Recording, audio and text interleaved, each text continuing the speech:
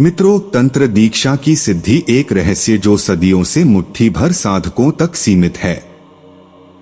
तंत्र दीक्षा कोई घातक तांत्रिक विधि नहीं है। सात्विक और सही उद्देश्य करने पर साधक की जीवन बदल देता है।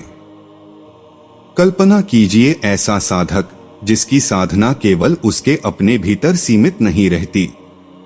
उसकी जप की हुई मंत्र शक्ति, उसकी तप की हुई ऊर्जा और उसकी आत्मा में जागृत शक्ति वह किसी और के भीतर स्थानांतरित हो जाती है।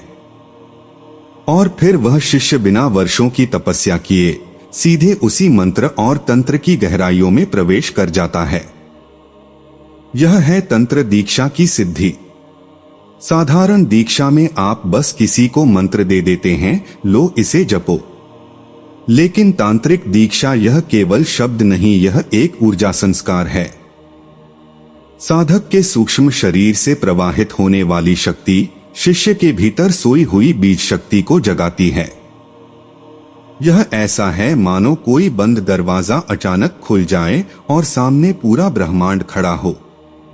लेकिन यह शक्ति यूं ही नहीं मिलती। इसके लिए साधक को 3 कठिन दरवाजों से गुजरना होता है। पहला, गुरु की आज्ञा बिना गुरु की अनुमति। यह क्रिया करना आग के साथ खेलना है। दूसरा, अनुष्ठानिक पूर्णाहुति, अक्सर 1,25,000 मंत्र जप और होम की आहुति, जिससे मंत्र आपके भीतर जीवित हो जाएं। तीसरा, बीज मंत्र में प्राण प्रतिष्ठा, एक सूक्ष्म अदृश्य परंतु विस्फोटक शक्ति का संचार जो साधक को दीक्षा देने योग्य बनाता है। और जब ये तीनों द्वार खुलते हैं, साधक के भीतर वह क्षमता जन्म लेती है जिसे सदियों से गुप्त रखा गया है। तंत्र दीक्षा की सावधानियां।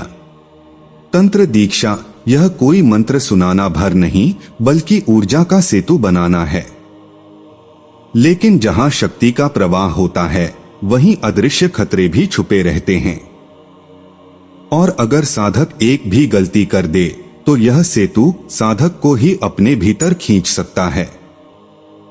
जब गुरु अपनी शक्ति शिष्य के भीतर प्रवाहित करता है, तो यह एक खुला मार्ग बनाता है।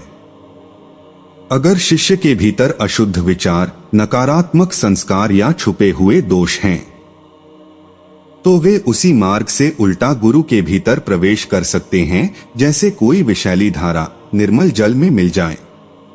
तांत्रिक दीक्षा केवल शक्ति नहीं, कर्म भी साझा करती है। अगर शिष्य उस शक्ति का दुरुपयोग करता है, तो उसका आंशिक पाप गुरु के कर्मफल में बंध जाता है। यह ऐसा है जैसे आप किसी को तलवार दें और वह किसी निर्दोष का वध कर दे, तो दोष का एक अंश आपके हिस्से भी आएगा। हर दीक्षा गुरु के तेज का एक हिस्सा ले जाती है। एक साथ कई लोगों को दीक्षा देने पर यह तेज घट सकता है और साधक खुद को भीतर से शिथिल, खाली महसूस कर सकता है। अगर गुरु मानसिक, शारीरिक या आध्यात्मिक रूप से अस्थिर है, तो दीक्षा अधूरी रह सकती है। और अधूरी दीक्षा शिष्य के जीवन में उलझन, भ्रम और विपरीत घटनाओं का कारण बन सकती है। यह ऐसा है मानो कोई ताला आधा खुला रह जाए, दरवाजा न खुले पर भीतर से अजीब आवाजें आने लगें। तंत्र दीक्षा जब गुरु अपनी आत्मा का दीपक शिष्य के भीतर जलाता है। यह विधि कोई साधारण अनुष्ठान नहीं, यह गुरु परंपरा का वह पवित्र क्षण है जहां साधक केवल ज्ञान नहीं, बल्कि जीवन शक्ति देता है। बिना गुरु की अनुमति और बिना साधना सिद्धि के इसका प्रयास करना आग को नंगे हाथों से पकड़ने जैसा है। समय का चुनाव। शक्ति का द्वार खोलने का दिन, अमावस्या का अंधकार, पूर्णिमा का चाँद, गुरुपुष्य योग का संयोग या नवरात्र का कोई पावन दिन होना चाहिए। इन्हीं में ब्रह्मांड की ऊर्जाएं विशेष रूप से सक्रिय होती हैं। समय मध्याह्न, जब सूर्य का तेज अपने शिखर पर हो, या मध्यरात्रि, जब सन्नाटा ब्रह्मा की आवाज सुनाता है। स्थान, जहां दृश्य और अदृश्य मिलते हैं। शुद्ध और एकांत स्थल, यज्ञशाला या सिद्धासन। तांत्रिक परंपरा में कभी कभी श्मशान, महाकाली का पीठ या गहन वन चुना जाता है, जहां सामान्य मनुष्य जाने से डरते हैं, वहीं दीक्षा का अग्निकुंड जलता है। 7-21 दिन तक सात्विक भोजन, मौन और ब्रह्मचर्य का पालन करें।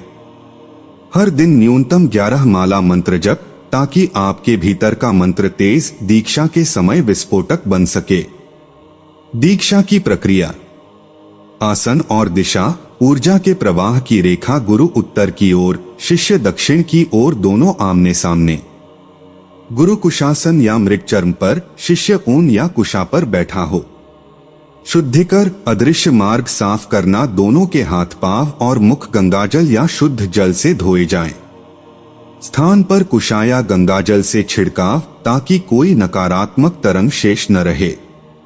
गुरु संकल्प में शिष्य का नाम, गोत्र, मंत्र का नाम और उद्देश्य स्पष्ट उच्चारित करे। मानो ब्रह्मांड को यह घोषणा कर रहा हो कि आज यह ऊर्जा यहाँ प्रवाहित होगी। मंत्र संस्कार। मंत्र को जीवित करना।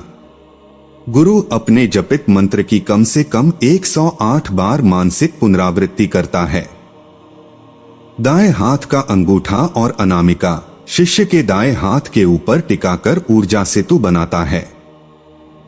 गुरु अपने अनाहत चक्र से एक प्रकाश किरण की कल्पना करता है, जो हाथ के स्पर्श से शिष्य के आज्ञा चक्र में प्रवाहित हो रही है। इस क्षण गुरु धीरे से बीज मंत्र शिष्य के दाएं कान में बोलता है, केवल एक बार, क्योंकि यह शब्द नहीं, शक्ति है। आशीर्वाद और मुहरबंदी। गुरु शिष्य के सिर पर दाएं हाथ से स्पर्श कर सिद्धिर्भव कहता है। इसके साथ ही शिष्य को मंत्र जप के नियम और अगले 40 दिनों की साधना का निर्देश देता है। दीक्षा के बाद शक्ति को स्थिर करना। गुरु 24 घंटे मौन रहे, भारी भोजन से बचे। शिष्य 3 दिन तक केवल सात्विक आहार ले। दोनों दीक्षा के बाद कोई उग्र भाव, क्रोध, वाद विवाद से बचें। दीक्षा सिद्धि कैसे पाएं? संबंधित मंत्र का संपूर्ण अनुष्ठान, 1,25,000 जप प्लस 108 होम आहुति दे। गुरु परंपरा से दीक्षा देने की आज्ञा करे। कम से कम 3 शिष्यों को सफल दीक्षा देकर सिद्धि पाना।